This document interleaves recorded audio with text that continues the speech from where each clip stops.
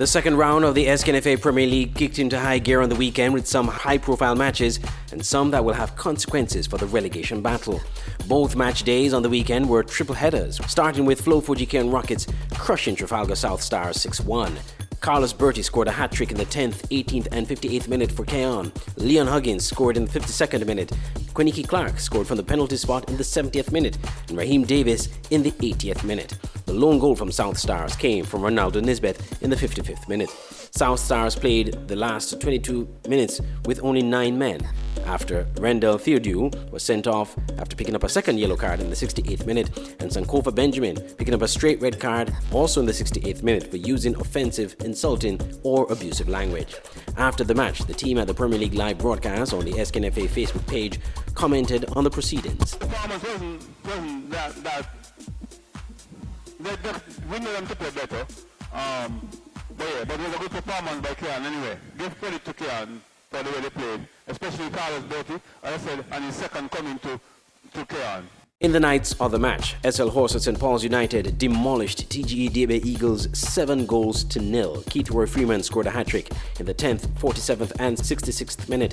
Vince Roy Nelson scored in the 13th minute. Deontay Liburd in the 38th minute. Tahir Jefferson in the 54th minute. And in the second minute of stoppage time, Kwame Challenger. The team at the Premier League live broadcast showered praises on an efficient and ruthless St. Paul's. But very good performance from St. Paul's.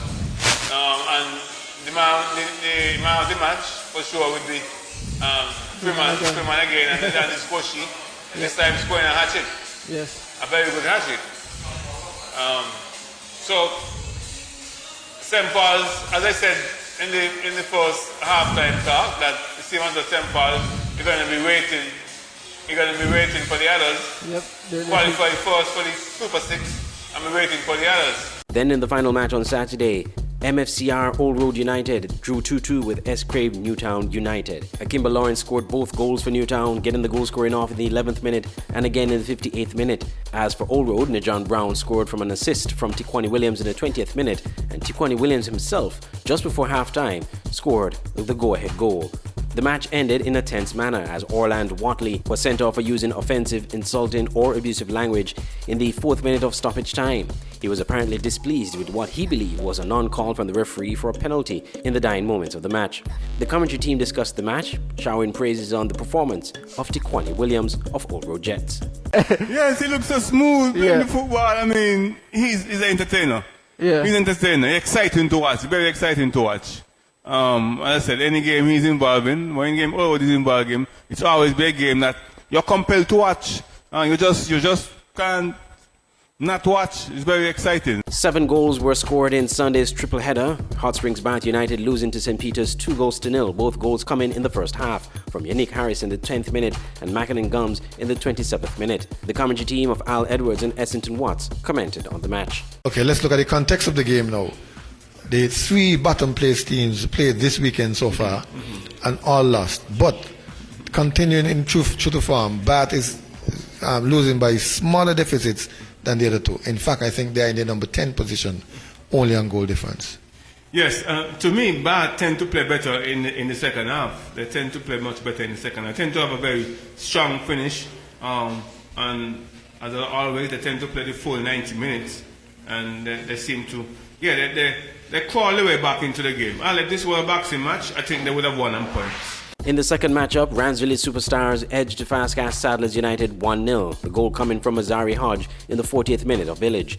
For the commentary team of Sylvester Childs and Essington Watts, though an arduous victory for Village, it was still 3 valuable points.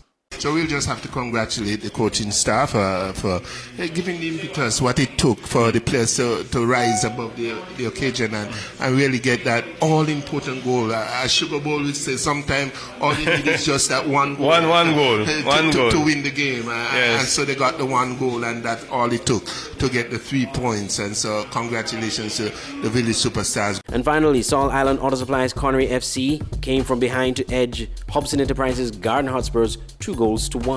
Spurs earned a goal within the first minute of the match through Tishan Hanley, only for Giovanni Lake, who had just returned to the Premier League from a 1-match suspension for a red card in his last match to be given marching orders again, this time for a straight red card in the 17th minute. Referee Kimball Ward ruled a foul he committed in the 17th minute was serious foul play, deserving of a red.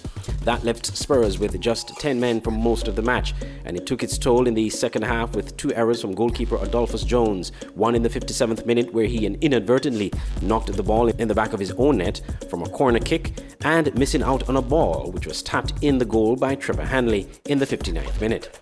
The Premier League Live commentator and analyst LaShawn Dixon and Derek Mills assessed the match and the victory for Connery. As we see them come back out in the second half, and it was all business for Connery, whereas they put their foot down, took advantage of the man up, and we see getting 2 goals as he kicks a corner, as you seen there on the screen, and Adolphus Jones coming off his line, mishandling that one, putting it into the back of the net. The SKNFA Premier League continues this weekend at the Warner Park.